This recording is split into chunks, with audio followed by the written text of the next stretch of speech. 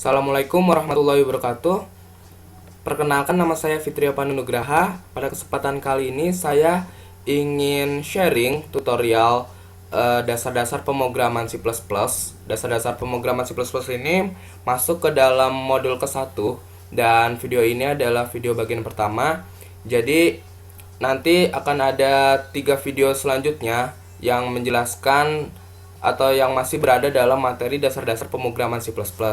Oke, kita tahu C++ adalah bahasa lanjutan atau pengembangan dari bahasa C. Lalu kita untuk membuat program C++ ini menggunakan IDE Microsoft Visual Studio 2010, di mana sudah dilengkapi oleh 4 fasilitas, yaitu ada editor, compiler, linker, dan library. Oke, untuk memulai membuat program C++, langsung saja kita buat dengan mengklikkan pada Start, lalu kita pilih Microsoft Visual Studio 2010 seperti ini. Lalu kita tunggu loadingnya. Selanjutnya akan tampil jendela awal dari Microsoft Visual Studio 2010 seperti ini. Saya akan sedikit menjelaskan. Untuk bagian kanan terdapat yang namanya Solution Explorer. Solution Explorer ini nantinya berisi file-file project kita. Lalu terdapat direktori dari file project kita. Lalu terdapat juga file program kita. Lalu terdapat juga di sini ada yang namanya jendela Get Started, berisi tutorial-tutorial bagaimana membuat suatu pemrograman dalam Microsoft Visual Studio 2010. Lalu terdapat juga recent project yang berisi file-file project yang sebelumnya sudah dibuat. Lalu terdapat output ini nantinya akan memberitahu atau mengasih tahu kepada kita pada saat compile apakah ada error atau tidak. Lalu ada toolbox ini nantinya berisi tool-tool yang nantinya akan digunakan untuk membuat atau mengembangkan program C++. Lalu ada Server Explorer, nantinya adalah program C++ kita dapat dikonfigurasikan pada server seperti itu. Oke, langsung saja kita buat file project yang ingin dibuat. Klik file, lalu new project.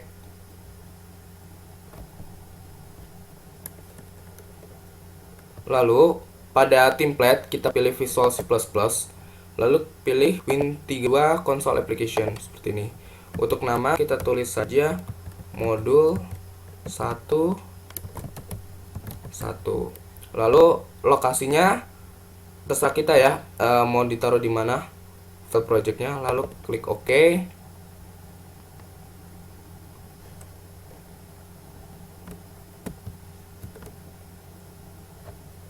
Selanjutnya akan tampil jendela seperti ini. Lalu klik Application Settings. Lalu pada Application tab kita pilih Console Application, karena kita akan menampilkan program C++ ini dalam bentuk konsol. Lalu kita uncheck precompiled headernya, kita checklist pada empty project, lalu klik finish. Kita tunggu.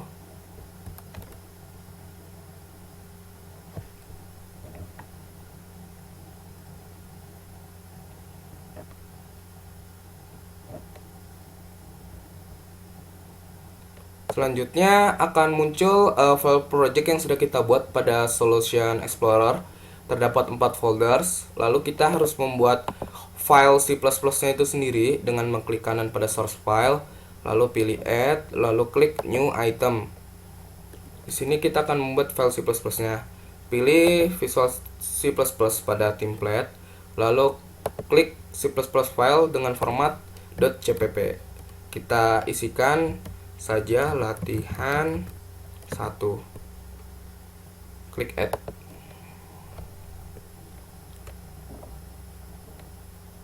Maka nantinya akan muncul seperti ini lembar kerja yang akan kita tulis atau kita buat sintaksnya seperti ini. Oke, untuk awal saya akan membuat suatu komentar seperti ini ya. Saya contohkan dulu ya. Saya ketikkan dulu seperti ini.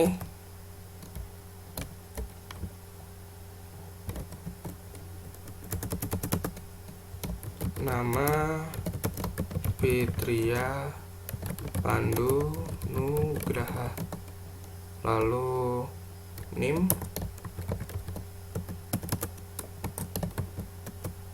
4901 3061, jurusan TKJMD. Seperti ini ya. Lalu kita tutup lagi, kita tutup dengan bintang. Oke, di sini saya membuat suatu tulisan atau sintaks ya. Ini adalah namanya komentar. Komentar itu adalah bagian dari sintaks program yang nantinya tidak akan ikut dibaca pada saat kompilasi, sehingga tidak mempengaruhi proses jalannya atau proses running dari program C++. Jadi komentar terdapat dua tipe. Ada tipe dengan menggunakan simbol ini ya, simbol slice, simbol backslash bintang, lalu kita tutup lagi dengan bintang slice. Ini adalah komentar untuk tipe banyak baris. Jadi ketika kita ingin menuliskan banyak baris, langsung saja, tidak perlu repot-repot kita buat per barisnya gitu, langsung banyak baris seperti ini. Untuk yang tipe kedua adalah membuat komentar untuk per baris. Nanti akan saya contohkan. Lalu kita buat akses ke file header atau library sama seperti bahasa C. Di sini yang ingin saya masukkan adalah file header IOStream. File header IOStream ini nantinya adalah berguna untuk menginisialisasi atau mendefinisikan statement std cout nanti, yang fungsinya adalah untuk menampilkan output pada konsol. Oke, seperti ini ya. Ini yang namanya adalah preprocessor untuk fungsi untuk statement cout. Selanjutnya kita seperti biasa, seperti bahasa C, kita harus membuat fungsi main. Fungsi main adalah fungsi yang harus ada pada setiap pemrograman C, khususnya adalah pemrograman C++. Seperti ini. Kita awali dengan kurung kurawa pembuka, lalu ada kurung kurawa akhir. Lalu pada program C++ dalam video ini saya ingin menampilkan suatu output dalam bentuk console application. Seperti ini. Kita buat dulu std cout, pilih cout seperti ini. Lalu ketik pada keyboard simbol seperti ini. Tanda petik 2, tulis saja ini adalah program pertama saya. Seperti ini. Ditutup dengan titik 2, tanda petik 2, lalu titik koma. Kita buat lagi std cout, lalu simbol seperti ini 2 kali. Tulis saja dengan menggunakan Microsoft Visual Studio 2010 seperti ini. Oke, ini std cout ini, sintaks ini merupakan statement yang fungsinya adalah menampilkan tulisan ini ke dalam console application. Jika saya membuat 2 statement std cout, berarti nanti akan muncul 2 output juga pada console application. Seperti itu. Karena saya menginginkan kalimat dalam ini dalam beda baris, maka saya akan menambahkan simbol backslash n. Backslash n ini fungsinya adalah untuk membuat baris baru. Ini juga saya buat backslash n seperti ini. Lalu std cout ini tidak akan berfungsi jika file header IOStream ini tidak kita masukkan. Begitu juga file IOStream ini juga kita tidak masukkan, maka std.out ini tidak akan berfungsi. Seperti itu. Selanjutnya kita buat fungsi system pause.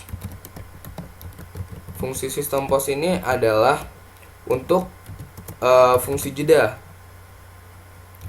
untuk jeda program. Jadi ketika kita mengcompile lalu running aplikasi atau program C++ ini, maka akan muncul console application, maka itu dibuat jeda atau dibuat berhenti gitu.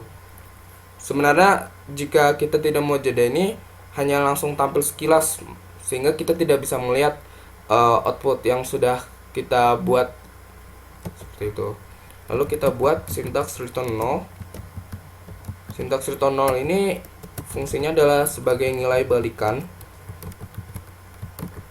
dari fungsi main atau sebagai penanda bagian akhir program.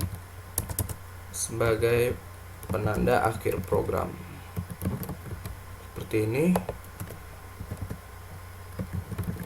Fungsi yang harus ada dalam program C++. Oke, sangat sederhana sekali ya. Ini adalah perintah output untuk menampilkan pada konsol nantinya. Oke, sebelumnya kan kita sudah membuat komentar ya pada tipe ini, dan ini adalah komentar khusus untuk per barisnya seperti ini. Ini nantinya tidak akan diproses pada saat proses kompilasi karena ini namanya adalah komentar. Oke, langsung saja kita debug, kita compile dulu apakah ada error atau tidak dengan mengketikkan pada keyboard Ctrl F7. Maka pada jendela output akan terjadi proses build started. Kita lihat apakah ada error atau tidak. Seperti ini. Kita lihat latihan1.jpp adalah file kita. Kita lihat build one succeeded, berarti tidak ada error ya.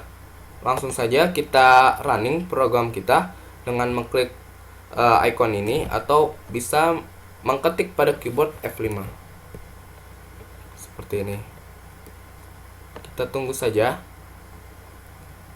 Semoga outputnya sesuai dengan yang diharapkan ya, yaitu akan muncul dua kalimat dengan baris yang berbeda seperti itu.